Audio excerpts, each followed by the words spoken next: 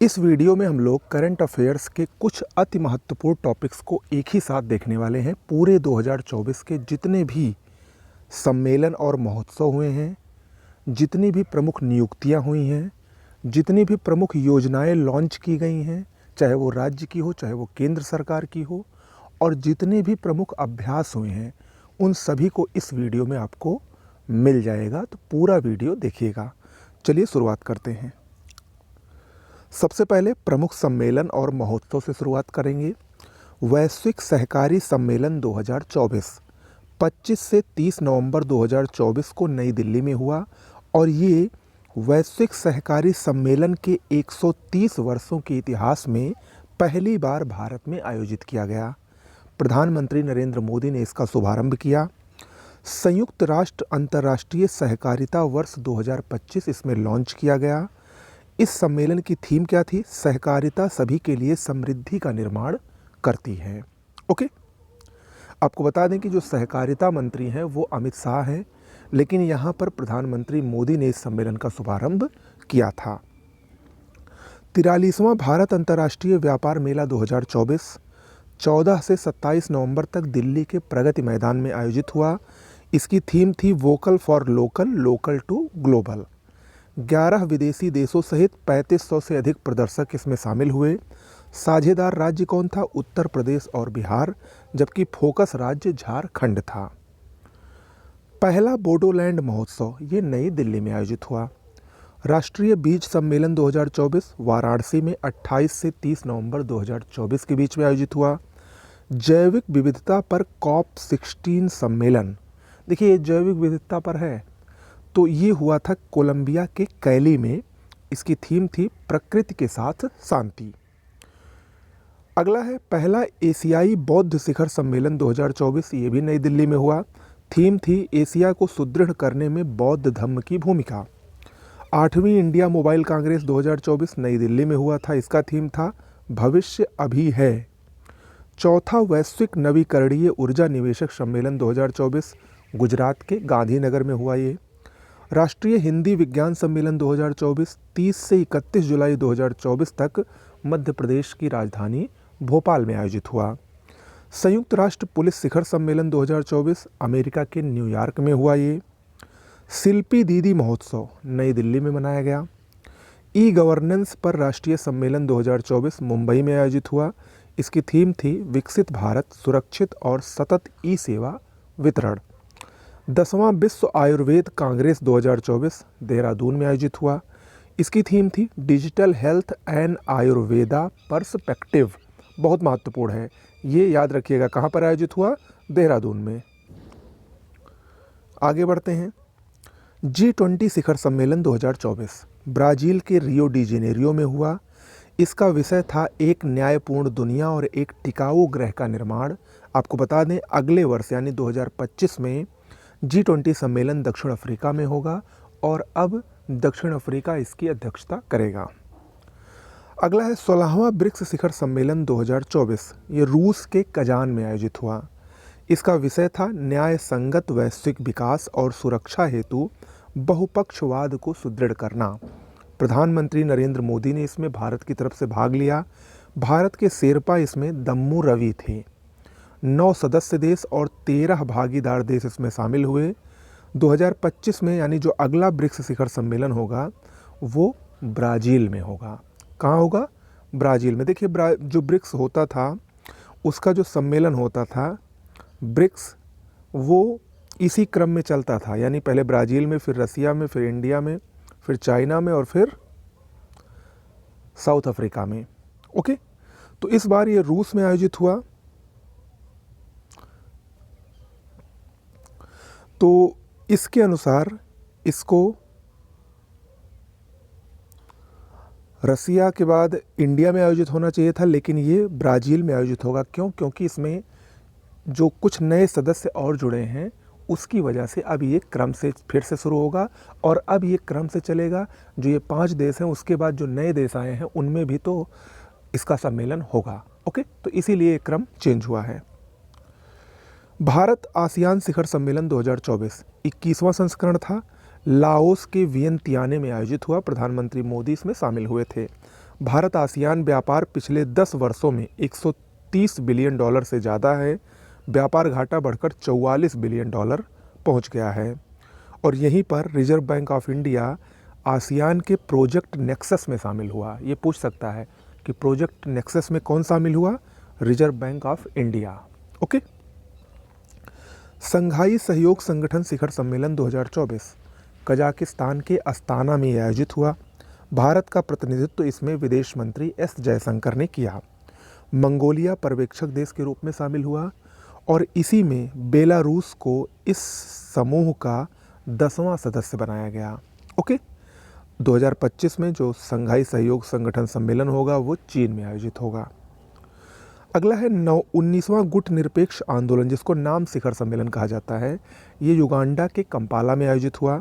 इसका विषय था साझा वैश्विक समृद्धि के लिए सहयोग को गहरा करना।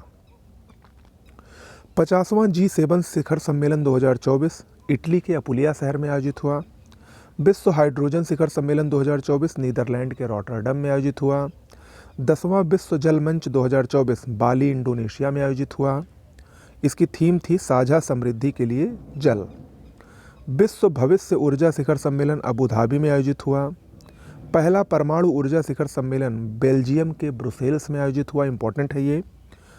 अगला है राष्ट्रीय युवा महोत्सव 2024 महाराष्ट्र के नासिक में आयोजित हुआ 12 से 16 जनवरी 2024 के बीच। इसकी थीम थी मेरा भारत विकसित भारत @2047 युवा के लिए युवा के द्वारा। इम्पॉर्टेंट है, याद रखिएगा।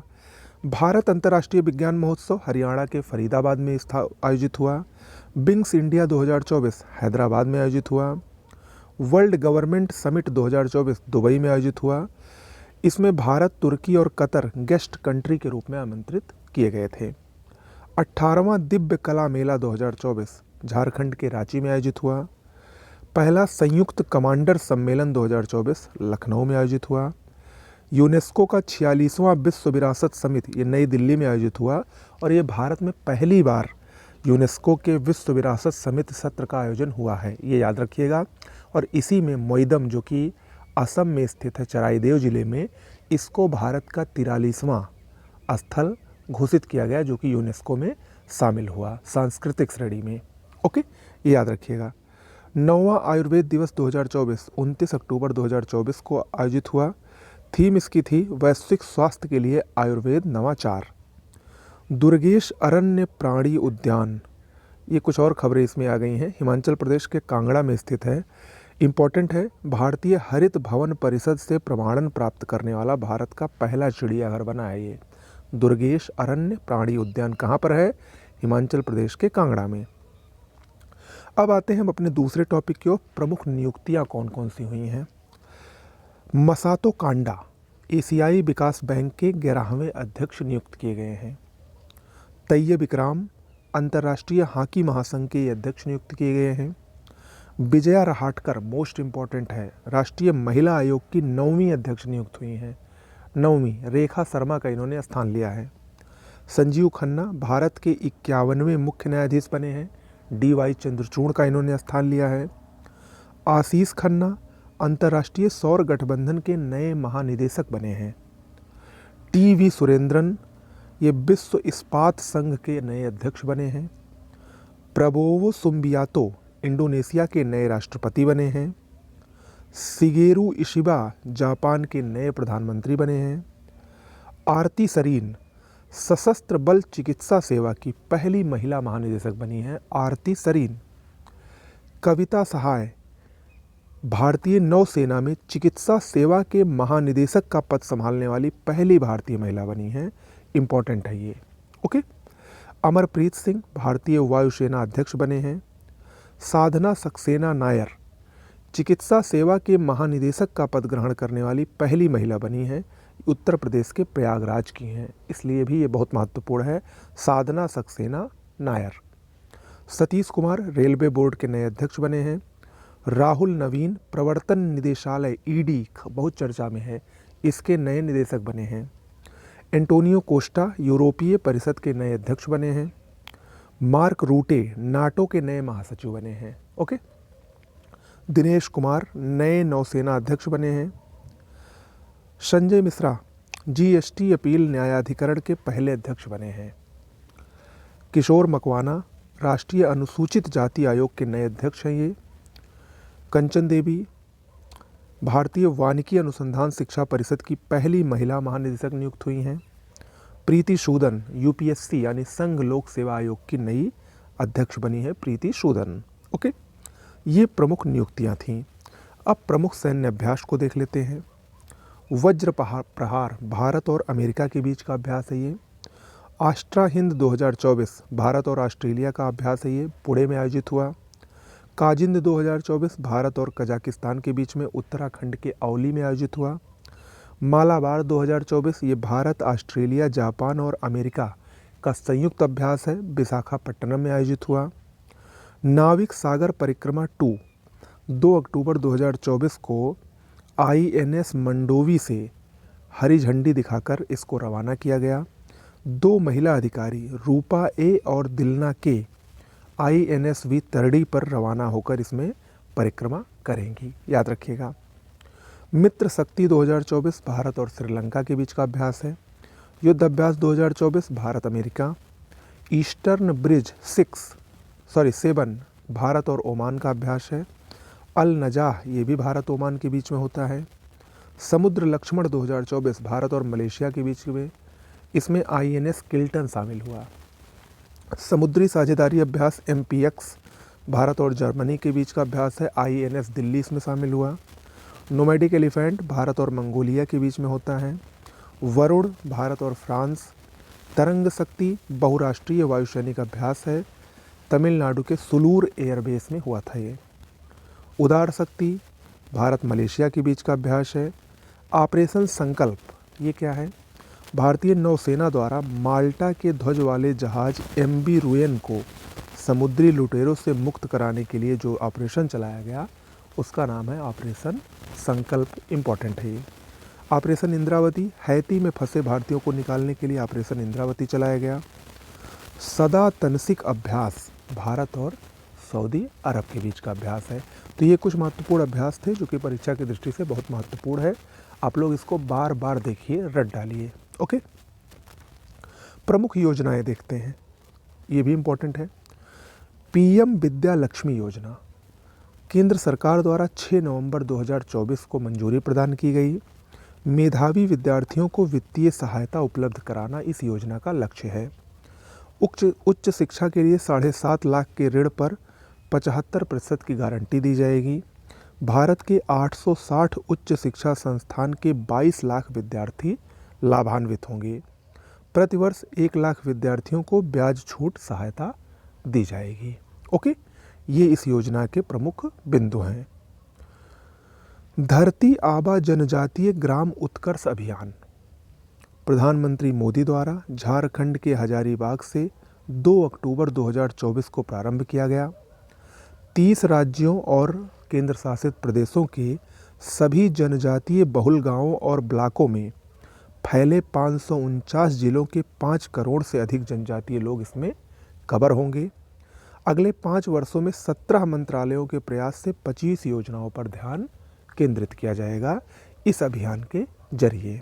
ओके, पर्यटन मित्र व पर्यटन दीदी पहल, ये पर्यटन मंत्रालय द्वारा भारत के 6 पर्यटन स्थलों में प्रारंभ किया गया है। पर्यटन मित्र व पर्यटन दीदी कौन कौन से स्थल हैं? मध्य प्रदेश का ओरछा, आंध्र प्रदेश का गंडीकोटा, बिहार का बोधगया, मिजोरम का आइजोल, राजस्थान का जोधपुर और अंडमान का श्रीविजयपुरम। ओके, दीपम 2.0 योजना आंध्र प्रदेश की योजना है। इसमें 3 सिलेंडर प्रतिवर्ष मुफ्त दिया जाएगा। मुख्यमंत्री तीर्थ दर्शन योजना छत्तीसगढ़ की योजना है। आचार्य चाणक्य कौशल विकास योजना महाराष्ट्र में की योजना है, प्रधानमंत्री मोदी ने इसका शुभारंभ किया था। क्रूज भारत मिशन केंद्रीय पोत परिवहन मंत्रालय द्वारा मुंबई पोर्ट से प्रारंभ किया गया। 2029 तक भारत में क्रूज पर्यटकों की संख्या में 10 लाख की वृद्धि और 4 लाख नए रोजगारों का सृजन करना इस मिशन का मुख्य उद्देश्य है। 3 चरणों में लागू होगा। राष्ट्रीय प्रशिक्षण योजना 2.0 ये शिक्षा मंत्री द्वारा 100 करोड़ रुपए की स्कॉलरशिप की इसमें घोषणा की गई है। एनपीएस वात्सल्य योजना 18 सितंबर 2024 को केंद्रीय वित्त मंत्री द्वारा प्रारंभ की गई। भारत में 75 स्थानों पर ये लॉन्च की गई। बच्चों के वित्तीय भविष्य को सुरक्षित करने के लिए माता पिता बच्चे के नाम पर सालाना 1,000 रुपये का मिनिमम निवेश कर सकते हैं। पेंशन फंड विनियामक और विकास प्राधिकरण द्वारा संचालित किया जाएगा और जब बच्चा ये 18 साल का हो जाएगा तो ये जो एनपीएस वात्सल्य खाता है ये ऑटोमेटिक एनपीएस खाते में परिवर्तित हो जाएगा। ओके।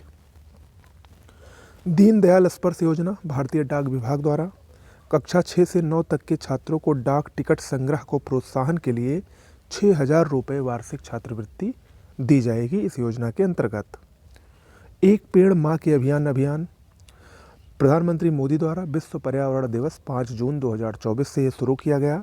दिल्ली के बुद्ध जयंती पार्क में प्रधानमंत्री ने एक पीपल का पौधा लगाया। इसका उद्देश्य देश भर में पौधारोपण के प्रति लोगों को जागरूक करना। सितंबर 2024 तक 80 करोड़ और मार्च 2025 तक 140 करोड़ पेड़ लगाने की योजना इस अभियान के जरिए प्राप्त करने का लक्ष्य रखा गया है। प्रधानमंत्री आवास योजना शहरी 2.0 9 अगस्त 2024 को 2024-25 से 2028-29 तक 1 करोड़ परिवारों को आवास के लिए सहायता और 3 करोड़ नए मकान निर्माण का लक्ष्य रखा गया है। जनता भवन सौर परियोजना असम की है। लड़का भाऊ योजना महाराष्ट्र की है। श्रमिक बसेरा योजना गुजरात की है। प्रोजेक्ट स्वस्थ नगरम तेलंगाना की है, खासकर नगर पालिकाओं को टीबी मुक्त करने के लिए। मुख्यमंत्री मैया सम्मान योजना झारखंड की प्रमुख योजना है। ओके, तो ये कुछ आज के प्रमुख करंट अफेयर्स के पॉइंट्स थे जो कि परीक्षा की दृष्टि से बहुत महत्वपूर्ण है। एक एक पॉइंट बहुत महत्वपूर्ण है, बहुत छांट कर इसको लिखा गया है मेरे द्वारा खुद। तो इसको आप लोग ज़्यादा से ज़्यादा देखें और ज़्यादा से ज़्यादा शेयर करें ताकि सभी का कल्याण हो। ओके, नमस्कार।